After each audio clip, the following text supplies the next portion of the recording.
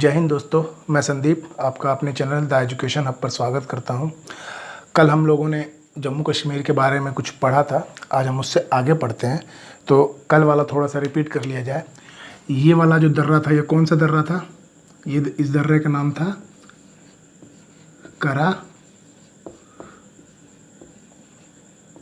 कराकोरम दर्रा, जो किसको किसको जोड़ता था? जम्मू कश्मीर और चाइना को जोड़ता था। और ये वाला जो दर्रा था, ये कौन सा दर्रा था?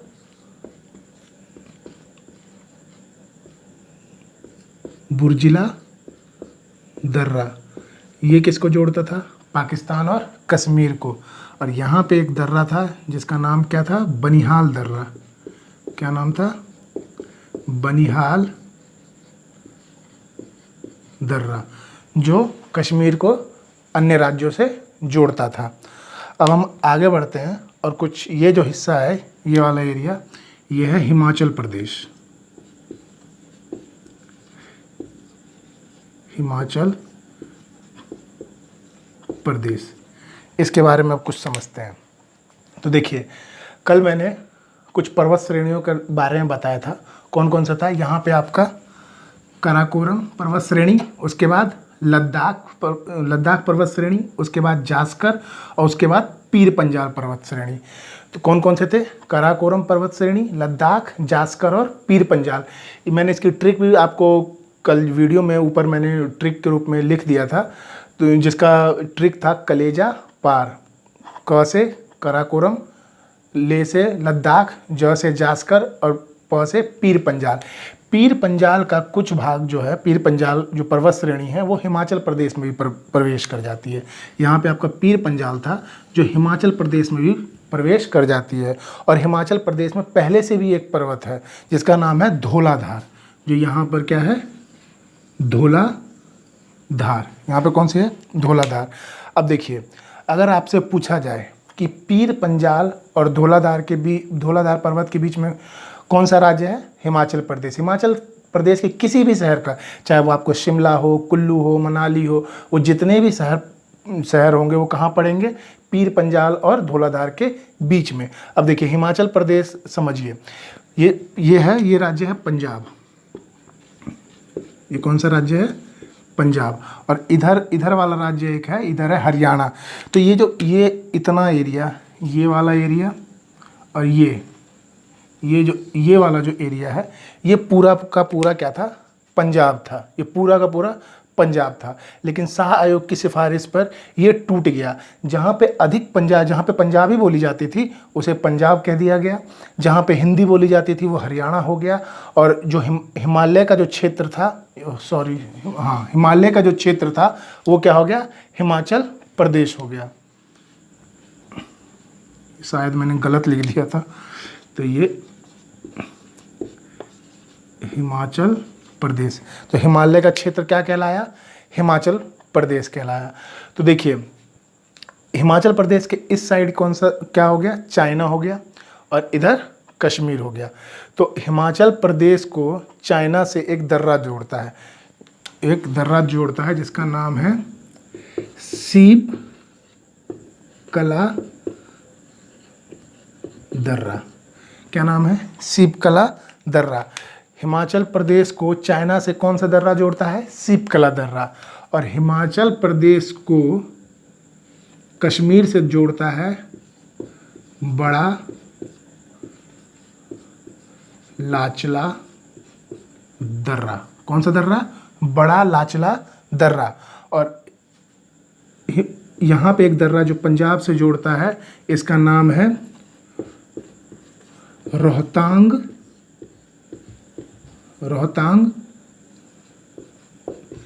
दर्रा। हिमाचल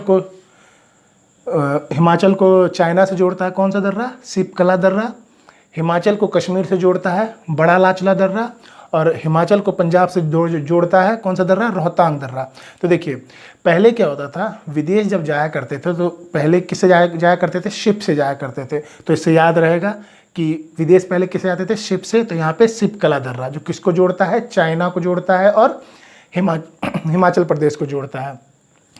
अब हिमाचल से जो सटा हुआ जो सबसे बड़ा जो राज्य है वो कौन सा है? कश्मीर। तो कौन सा राज्य है जो सबसे बड़ा है? कश्मीर। तो बड़ा से बड़ा लाचला, तो बड़ा लाचला दर्रा किसको जोड़ता है? हिमाचल और कश्मीर को। और ये आपका हो गया रोहतांग दर्रा।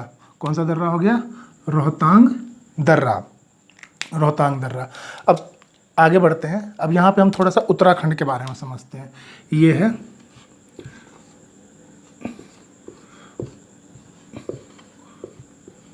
उत्तराखंड। ये क्या है?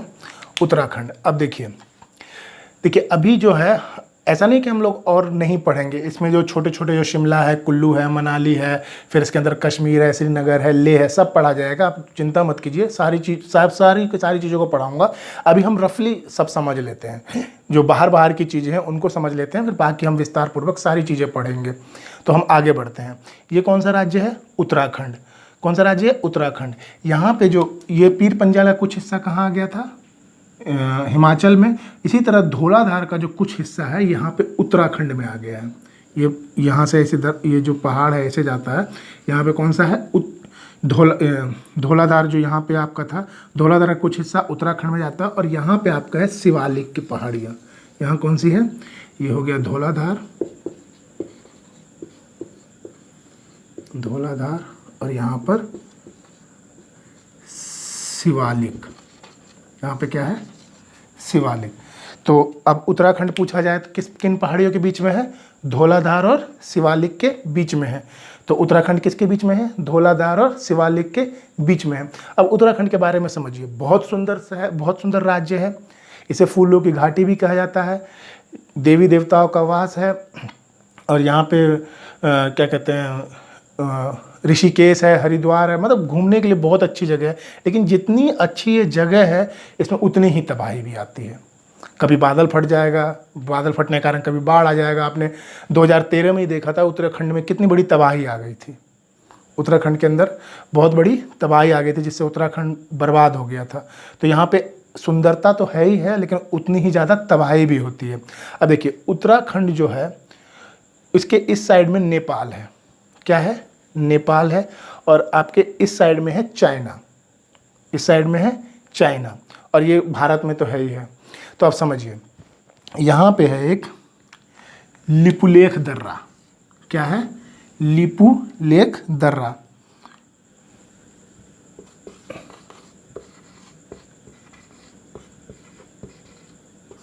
कौन सा दर्रा है? लिपुलेख दर्रा।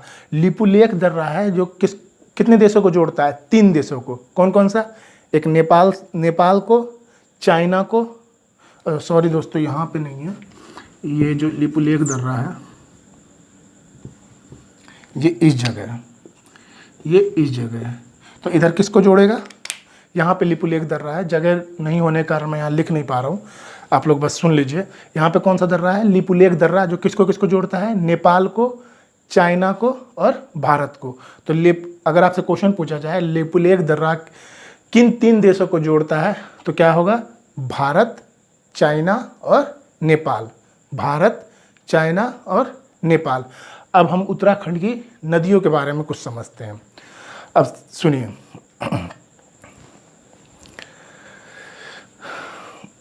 उत्तराखंड की नदियों से पहले हम उत्तराखंड को 2 भागों में बांटते हैं। ये उत्तराखंड जो है 2 भागों में बटा हुआ है। ये इस तरीके से। इसका जो छोटा भाग है ये कहलाता है कुमायूं।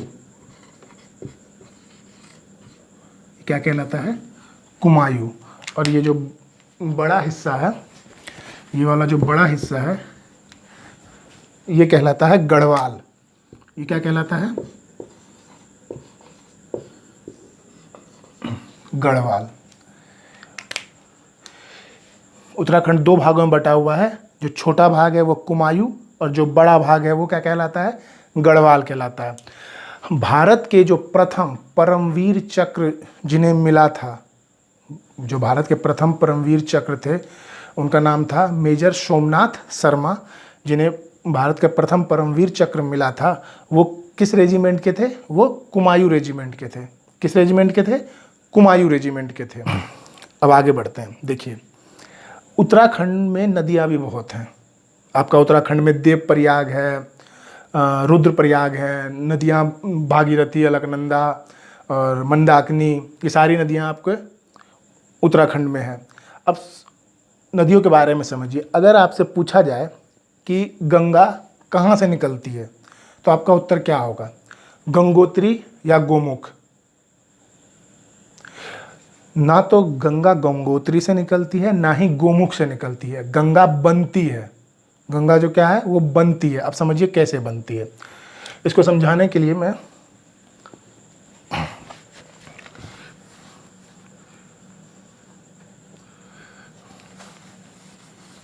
अब समझिए, उत्तराखंड के ऊपर, जैसे ये जो उत्तराखंड है, यहाँ पर एक है बद्रीनाथ की पहाड़ी। बद्रीनाथ आपने मूवी भी देखी होगी जिसमें उत्तराखंड में बाढ़ के दिखाया गया था, जो हमारे सुशांत सिंह राजपूत है, उनकी ये फिल्म थी बद्रीनाथ। तो यहाँ पे बद्रीनाथ की पहाड़ी है और इस पहाड़ी पर एक संतोपथ। क्या है? संतोपथ। ये हिमानी का एक क्षेत्र है संतोपथ, जो पूरा बर्फ से ढका हुआ है। यहाँ से दो नदियाँ निकलती हैं। कितनी नदियाँ निकलती हैं? दो नदियाँ। यहाँ से दो नदियाँ निकलती हैं संतोपथ से। एक का नाम है धौली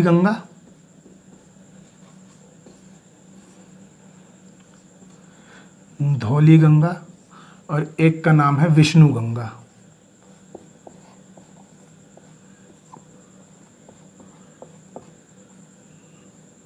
धौली गंगा और विष्णु गंगा। और ये दोनों जो नदियां हैं, मैं थोड़ा छोटा बना देता हूँ क्योंकि आगे दिक्कत होने वाली है।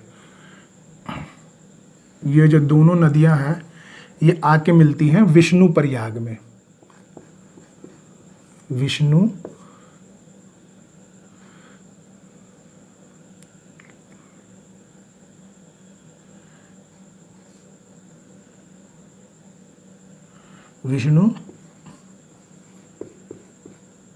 प्रयाग में। और विष्णु प्रयाग में मिलने के बाद ये जो नदी है ये अलकनंदा, मैं अलकनंदा को ए से डिनोट कर दे रहा हूँ। अलकनंदा किससे डिनोट कर दिया? ए से। मैं यहाँ पे लिख भी देता हूँ। यहाँ किस नाम से बन के आगे बढ़ती है? अलकनंदा।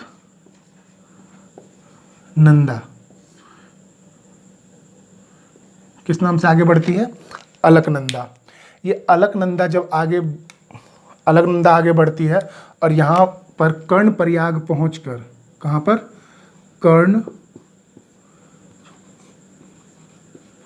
कर्णप्रयाग पहुंचकर यहाँ से एक नदी आके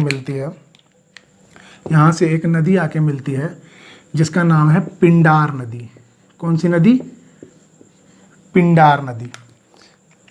तो बद्रीनाथ में कौन सा एक संतोपथ है जो हिमानी का क्षेत्र है, जो पूरी तरह से किससे ढका हुआ है? बर्फ से ढका हुआ है। यहाँ से दो नदियाँ निकलती हैं। कौन कौन सी? धौली गंगा और विष्णु गंगा। कौन कौन सी? धौली गंगा और विष्णु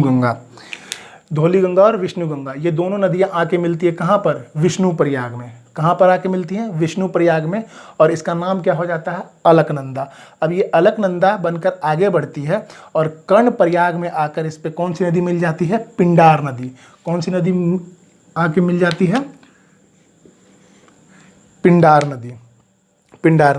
अब ये फिर आगे बढ़ती है, अलकनंदा बनकर आगे बढ़ती है और यहाँ पर आके एक नदी मिलती है। यहाँ ये हो गया आपका रुद्रप्रयाग। और यहाँ पर आके एक नदी मिलती है जिसका नाम है मंदाकिनी। नदी का नाम क्या है? मंदाकिनी। अलकनंदा यहाँ से अलकनंदा बन के चली, कर्णप्रयाग में आके कौन सी नदी मिल गई? पिंडार नदी। फिर कर्णप्रयाग से अलकनंदा आगे बढ़ी, रुद्रप्रयाग में आके कौन सी नदी मिल गई? मंदाकिनी नदी मिल गई। फिर आगे अलकनंदा बढ़ी और देवप्रयाग में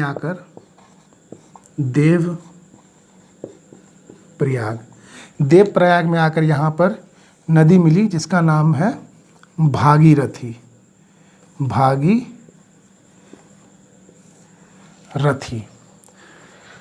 भागीरथी। देखिए, अलकनंदा यहाँ से चली, विष्णुप्रयाग में इसका नाम अलकनंदा हो गया। अलकनंदा आगे बढ़ी, कर्णप्रयाग आई, कर्णप्रयाग में पिंडार नदी से मिली, पिंडार नदी से आगे पिंडार नदी, फिर आगे अलकनंदा बन के बढ़ी आगे। यहाँ पर रुद्रप्रयाग में आकर कौन सी नदी मिल गई? मंदाकिनी नदी मिल गई। रुद्रप्रयाग से अलकनंदा आगे बढ़ी और ये देवप्रयाग में यहाँ पर आके कौन सी नदी मिल गई? भागीरथी मिल गई। और भागीरथी जब यहाँ पर मिली तब यहाँ पे आके इसका नाम हो गया गंगा।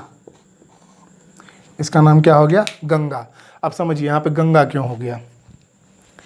तो देखिए, अब आप एक चीज़ सोचिए कि जब ये यहाँ पे अलकनंदा जब आगे बढ़ रही थी और कर्णप्रयाग में आकर पिंडार नदी मिली, तो ये पिंडार नदी के नाम से आगे क्यों नहीं बढ़ी? अलकनंदा के नाम से ही क्यों बढ़ी? तो इस पर बहुत ही गहरा विचार हुआ। जो भूगोल के ज्ञाता हैं उन्होंने विचार किया कि ऐसा मतलब हम किस तरह से आगे नाम रखें कि आगे अगर बढ़ रही है तो वो अलकनंदा ही होगी या उसका पिंडार नदी, जो दो नदियों का संगम हो रहा है तो आगे कौन सी नदी बढ़ेगी। इस पर बहुत विचार हुआ। तो विचार के बाद जो एक परिणाम निकला उसमें कहा गया जिसकी गहराई ज़्यादा होगी वो नदी आगे बढ़ेगी। तो यहाँ पे अलकनंदा की गहराई नापी गई तो अलकनंदा ज़्यादा गहरी थी तो अलकनंदा बन के आगे बढ़ी। यहाँ पे भी अलकनंदा की गहराई ज़्यादा थी तो आगे बढ़ के अलकनंदा बन के आगे बढ़ती चली गई। लेकिन यहाँ पर इस जगह पर अलकनंदा और भागीरथी की जो गहराई थी वो बराबर हो गई। अलकनंदा और भागीरथी की गहराई यहाँ पर क्या हो गई? बराबर हो गई। और यहाँ पर इसका नाम रख दिया गया गंगा। गंगा नदी, अब गंगा नदी यहाँ से आगे बढ़ती है, गंगा नदी यहाँ से आगे बढ़ती है और आगे जाकर इलाहाबाद में संगम पर इधर से एक नदी आती है जिसका नाम है यमुना नदी। यहाँ पर यमुना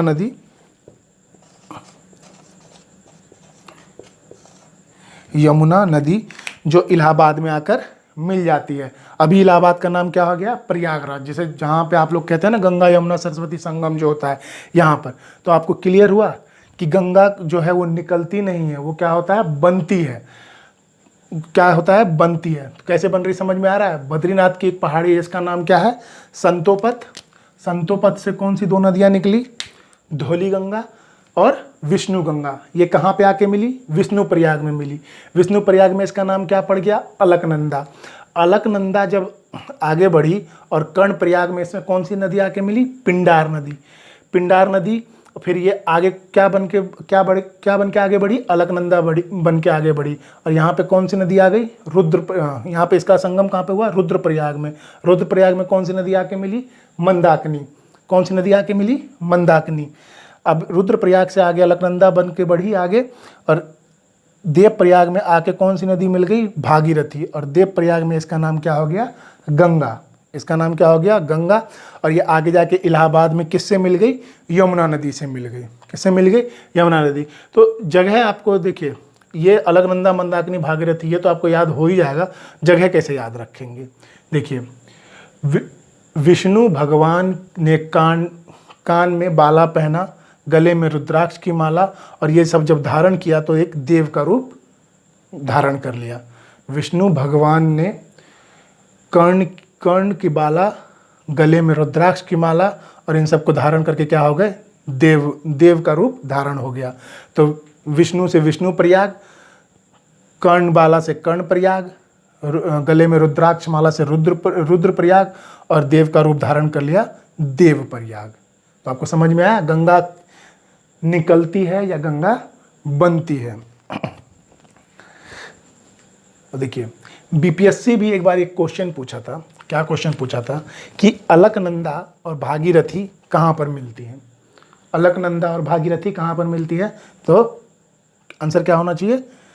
देवप्रयाग में। कहाँ मिलती है? देवप्रयाग में। देखिए यहाँ पे अलकनंदा और भागीरथी मिल रही है ना, तो अलकनंदा और भागीरथी कहाँ मिलती है? देवप्रयाग में। अब मैं इसे मिटा देता हूँ।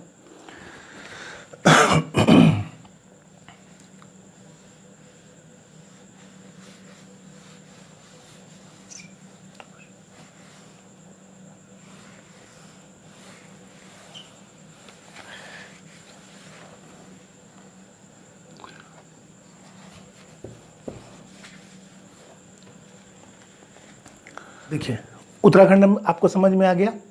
हमने भी सिर्फ रफली देखा है, हम सबके बारे में विस्तार से जानेंगे, उसकी आप टेंशन मत लीजिए।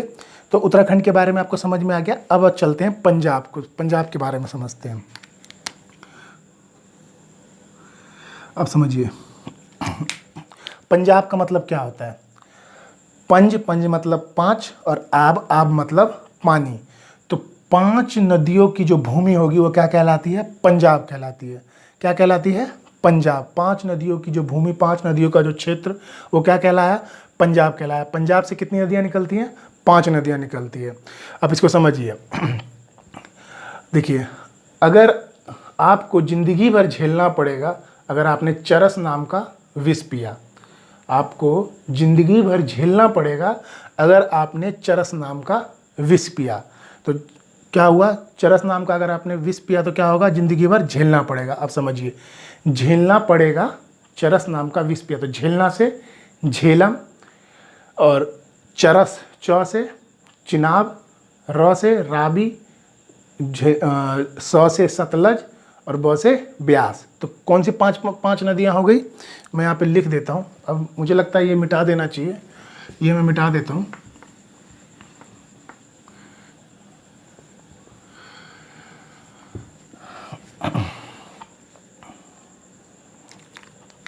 तो यहाँ देखिए,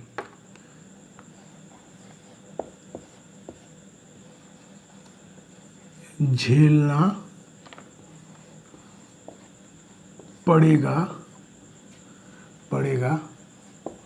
अगर चरस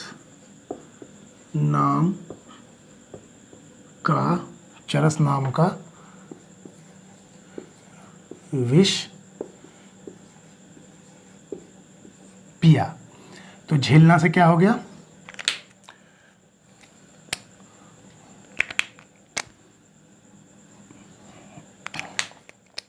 झेलना से क्या हो गया, झेलम, इसको काट दीजिए, च से चिनाब, र से रावी, स से सतलज,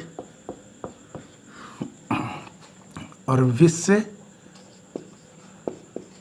व्यास। तो क्या ट्रिक हो गया, झेलना पड़ेगा अगर चरस नाम का विष पिया। तो झेलना से झेलम, चरस से च से चिनाब, र से रावी, स से सतलज, और विष से व्यास, विष से व्यास। समझ में आ गया। तो झेलना से झेलम, चरस में च से चिनाब, र से रावी, स से सतलज, और विष से व्यास।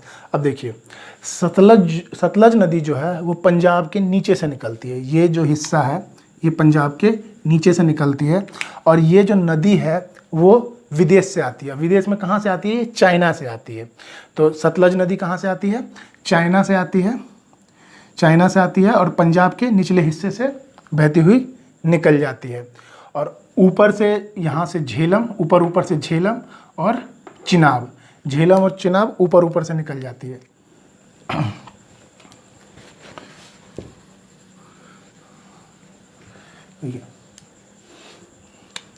झेलम और चिनाब यहाँ से ऊपर से, यहाँ से झेलम और चिनाब निकल जाती है। और पंजाब के ऊपरी भाग से रावी, पंजाब के ऊपरी भाग से रावी, और बीचों बीच से व्यास। मैं इसको मिटा देता हूँ ताकि क्लियर दिख सके, सिर्फ हम पंजाब को रहने देते हैं, बाकी सारी चीज़ें मिटा देते हैं।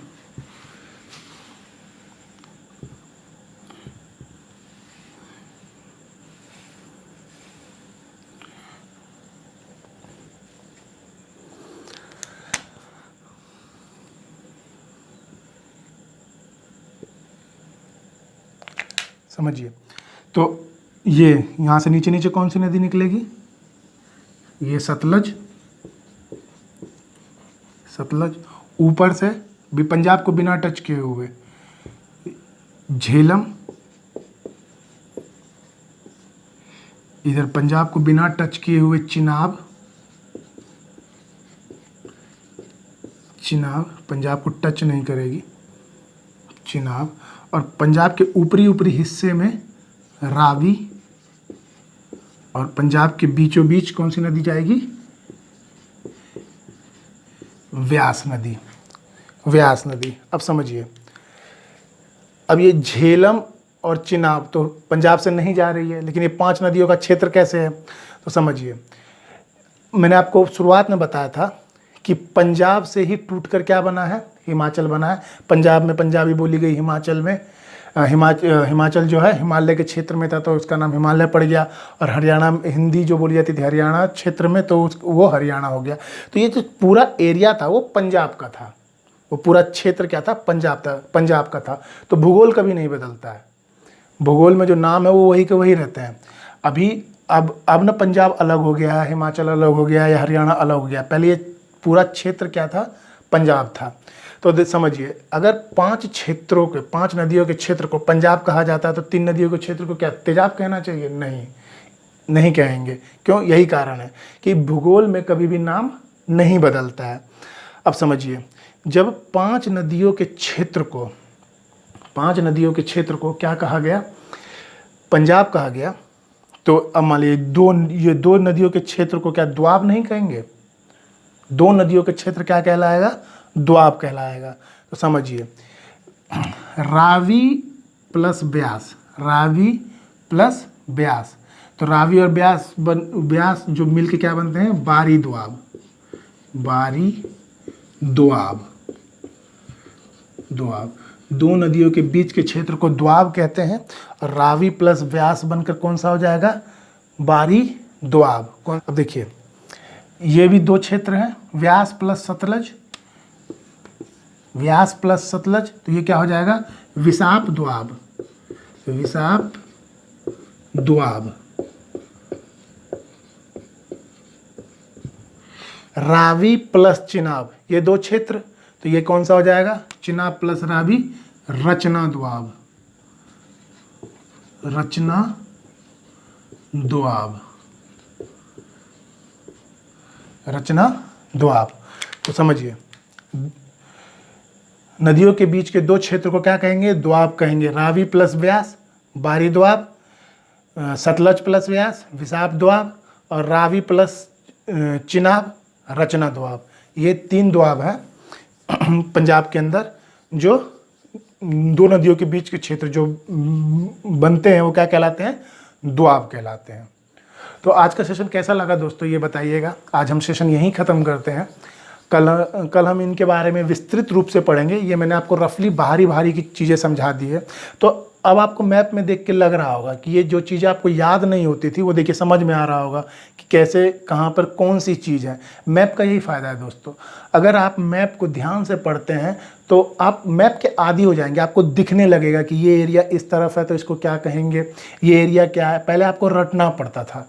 आपका, मैंने पहले भी बोला था, जिस दिन मेरी पहली क्लास थी मैंने बताया था 60 to 70% आपका जो ज्योग्राफी है वो क्लियर होना है। आप किताब उठा के देखिएगा, ये सारी चीज़ें आपको मिलेंगी। तो आप अगर कंटिन्यू इस चैनल पे बने रहते हैं तो आपको बहुत कुछ सीखने को मिलेगा। आगे बहुत कुछ है, भारत में जितने भी राज्य हैं उनके बारे में जानेंगे, कहाँ पे कौन से दर्रे हैं। या अभी सिक्किम आएगा, वहाँ पे नथुला दर्रा। फिर आपको जलवायु के बारे में पढ़ाया जाएगा कि कैसे जलवायु परिवर्तन कैसे होता है, कहाँ पे किस महीने में किस राज्य में वर्षा होती है, ये सब आपको बताया जाएगा। तो आप कंटिन्यू इस चैनल पे बने रहिए। पार्ट वाइज पार्ट मैं डालते रहूँगा। अब पार्ट 1 पार्ट 2 आ चुके हैं, आप अगर आपने उसको नहीं देखा है तो उसको देखिए, फिर उसके बाद ये देखिएगा, आपको बहुत मज़ा आने वाला है। तो आज का सेशन समाप्त करते हैं। धन्यवाद दोस्तों, खुश रहिए और अपना ख्याल रखिए। अभी कोरोना का समय चल रहा है तो हो सके जितना हो सके तो कम बाहर निकलिए, मास्क का प्रयोग कीजिए। आप देख ही रहे होंगे कि कोरोना के केस लगभग 15 लाख पहुंच गए हैं। तो आपको अपने परिवार का ख्याल रखना है। अगर आप बाहर जाते भी हैं किसी काम से तो घर आने पे सबसे पहले हाथ धोइए, हाथ धो के ही आप घर जाइए, घर में प्रवेश कीजिए, नहीं तो नहीं। तो इसी बातों के साथ मैं अपने बोली को विराम देता हूँ। आज का सेशन यहीं समाप्त करते हैं। धन्यवाद। Have a nice day.